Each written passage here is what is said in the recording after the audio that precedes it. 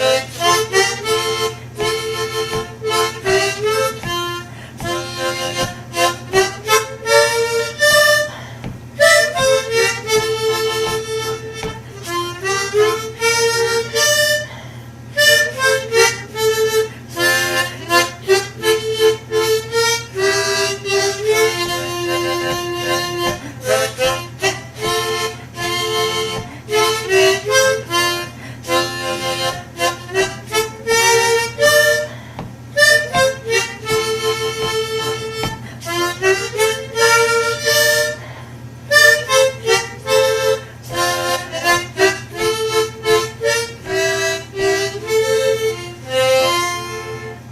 name is Cinderella and I was born November 9th, 1924 at Batavia, Wisconsin. My education?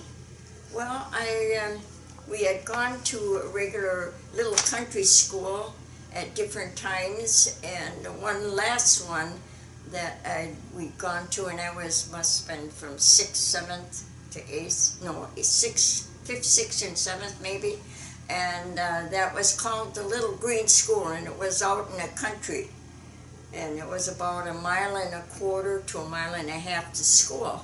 And I used to set the time. I'd go in and look so that I judged it at different times, going back and forth, so that I had that down pat. I could leave like 10 minutes to school, and I was there on time, and I had over 1.25 miles to 1.5 miles to walk to school.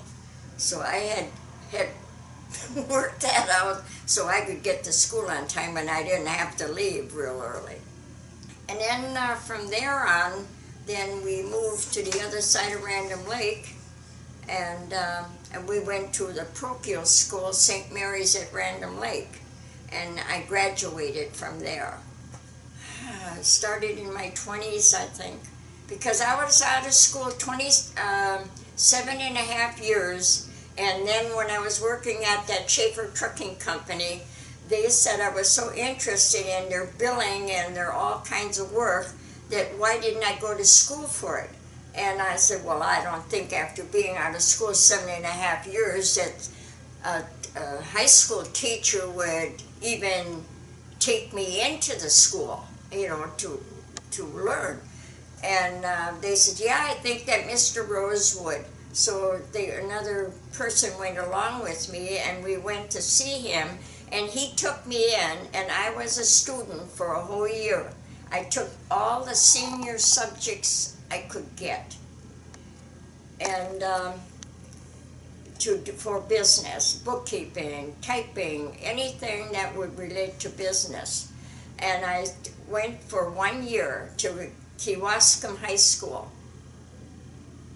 And then after I got out of there, I went and applied for a job, and I applied at an accounting association, and he hired me. So I worked there, and I was doing different books for different people, and then I was also doing books for Mr. Grover, and he wanted to hire me. And I says, well, I work for Mr. Teague. And he says, well, I guess I have to talk to Mr. Teague then. So he went and talked to Mr. Teague, and between Mr. Teague and Mr. Grover, I was then working for Mr. Grover. And eventually, within a few years, I was doing 3 sets of books. The Mr. Grover at West Bend, and his brother, Mr. Grover at Shawano, would bring all his papers and his books down, and I'd do all his book work. And also they had a budget account, so I was doing 3 sets of books all the time. Around the time of the First World War, or Second World War, that the girls started to wear slacks. Before that, you didn't wear slacks. You didn't wear boys' jeans or anything like that either. You wore a dress. I think maybe that's because they were left a length longer because it was warmer. It very well could been. But no, that was first when the dresses started coming up, and they were when Mom was going to still put it calf length, and Grandma says, no, that's old style, and that she should put them up now just below the knee. So that was the first time we had it just below the knee. Andrea was, she was a baby longer because she was born ahead of time. She was premature, and so she stayed a baby longer. And Janine was born when we lived at Gooseville, and she was a much stronger baby because she went full term. And she was born in April and November, and Andrea in November, but a few years before that. I would make arrangements that one time we went up to Santa's Village, which was up in the San Bernardino Mountains in California. And then I knew another lady, and she had a little boy, so she asked if I'd pick her up, and she would go along up to the mountains to Santa's Village because she wanted to see it too. And it was real nice. They had reindeer or deer pulling the merry-go-round. And that's the only place I've ever seen deer pulling a merry-go-round. But it was really kind of interesting. And then they had a little place, little houses, that was Santa's Village. And they had toadstools like made out of cement, and then they had them painted, and they'd have circles on them here and there, like they would have where the holes and stuff were in it. But anyway, the girls and everybody seemed to enjoy that so much, and watching the changing of instead of little animal or horses or something like that pulling the merry-go-round, they had reindeer pulling them to make that merry-go-round go around. They had to have them pull it around in a circle. And then they had to create, each set of deers only had so many hours to work. And then they would take a harness and take it all back to their barn, and they all had a name, Dancer and Prancer and Donner and Blitzen and whatever else. But I don't know how many other names they had, but anyway, they had those. And then they would bring out another set of deer to pull for so many hours. Then that was their job. But they were reindeer that pulled that merry-go-round. Isn't that something? And then they had these different things, these little houses, and they were more miniature houses. What they had there for their helpers and stuff like that. And then you'd see somebody coming through there that looked like one of Santa's helpers or so. And then when the kids would go and see Santa and talk to him and whatnot, and they left their name and address, and when their birthdays came, they got a card from Santa, from Santa's Village. Well, I was in here, and then eventually I gotten that divorce, and I was single then for a few years before I married Jim.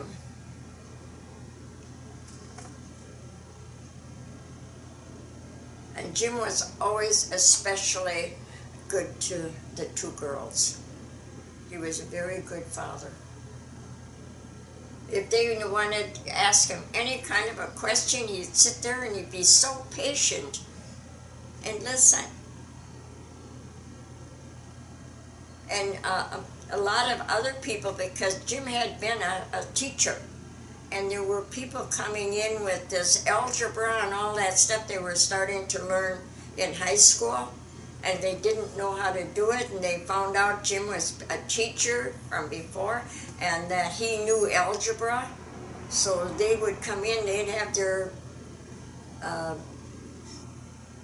they didn't understand it. So then he'd take the time to go over the whole thing and explain it to them so they would catch on to, once you got to know and understand it, it wasn't that hard to do. But he had the knowledge and he had the patience to go ahead. What they weren't getting in school in Gilman, they were coming here and Jim was helping them with their algebra. So he did a lot of that with the kids while they were in started their high school and that. Not just our girls, with anybody that found out that he could help them. They were coming in and he would helping with their problems and with their arithmetic. Got to starting with music, and that's where my sister and I began to sing songs and in harmony. And then my mother said one day, why don't you put a yodel in those verses that come in between? Well, I says, what's that?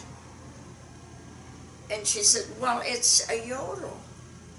And I said, I don't know what you're asking us to do.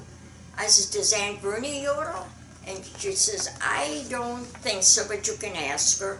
So we went there then, and I asked Aunt Bernie, do you yodel? And she says, no, but you girls should be putting that in all those songs that you're singing. So eventually, I got the drift of what yodeling meant and what you did. So then I eventually taught myself, and then I taught my sister, and then we put a lot of your different yodels and things in songs, and it did make it sound real nice. So that was the way we had to learn a lot of that by ourselves, by just having an idea of what we had to do. There's so many different things that you can put on.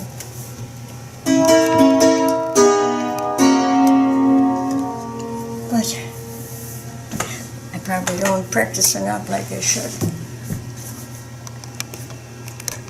But I love to play the piano anyway. Well, somebody had given us one time, none of us knew anything about playing the piano, so we kind of fiddled around on it, and I guess Dad must have heard too much of the fiddling, and he decided we didn't need a piano, not for him to listen to it. So the piano kind of disappeared, and one day I asked my mother, what really happened to that piano? And she says, I think he tore it apart. Well, that didn't help us any. And then I don't know how we got the second one. Somehow there was a piano around for a while, but then that wasn't there very long either, because Mom never had a piano in her house.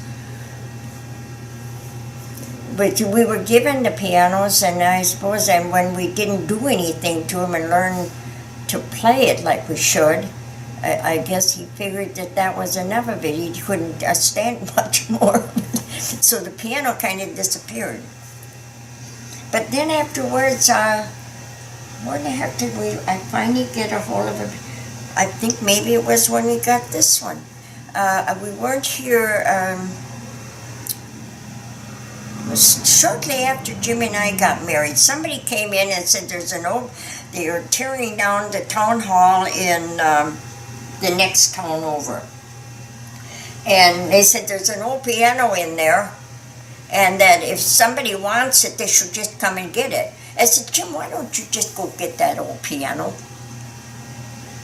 So, okay, I said, but take some guys along because it's probably heavy. So he went over and they brought that piano and brought it in. Well, half the keys didn't have any of the nice things on them anymore, and then it looked all beat up. So then I got busy on it, and I cleaned it up, and I polished it, and I had another man that from over on the other side of our little town, and he brought a whole bunch of these things, and we put them back on, and then he went and he tuned it for me. And so I started to play on it. First of all, I had the old organ from church, and brought that in, and I started to fool around on that, and got so I could play on it. Thing was mentioned that I was trying to learn how to play guitar. Well, he said, I can teach guitar. So he used to, after he got done at the school that they were in, he'd come down and start teaching me where to find a lot of different, the notes also, and how to find different chords and stuff on the guitar. And that's where we had only one lesson by a regular music teacher, and that was to show you where to start out and find all your notes in your music sheets. So actually a whole lot of this we've learned ourselves. A lot in recording and that one, because you couldn't play it, you didn't have there was no electric guitar at that time.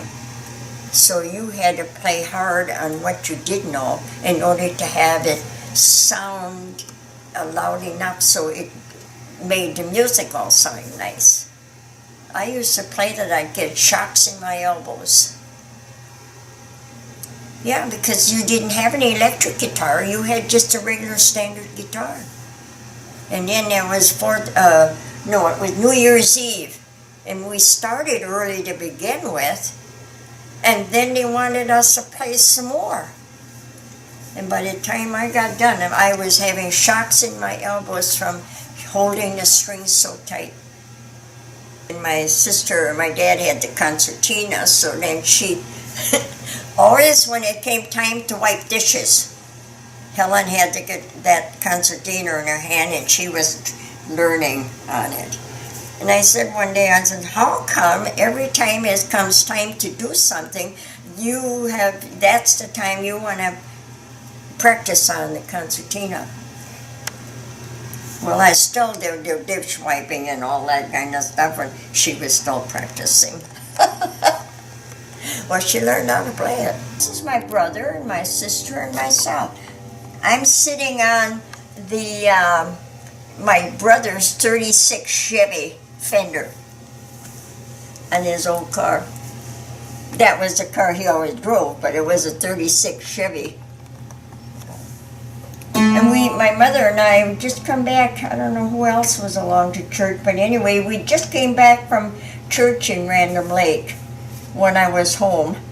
I usually came home on weekends, and then we were standing outside there talking, and I don't know, I must have just reached up, and the porch, there was a steps went up to the house, and I just leaned over and stepped on that flat top and sat on his fender, talking to Mom, and she says, stay sitting there.